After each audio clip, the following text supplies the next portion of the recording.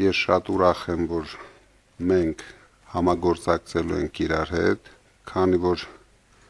միայն միասնական ուժերով մենք կարող ենք այս չարիքը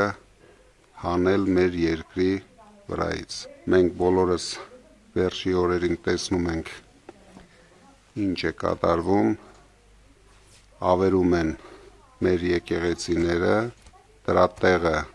հայտարարում են, որ Հայաստանում կառուցելու են հարյուրավոր մզկիթներ, դրա համար բոլոր հայրենասեր ուժերը պետք է համախմբվեն, սա արդեն իշխանության կռիվ չէ, սա իրոք հայապահպանության կռիվ է։ Ձևական խաղաղության անվան տակ ամեն ինչ անում են, որ ապահովեն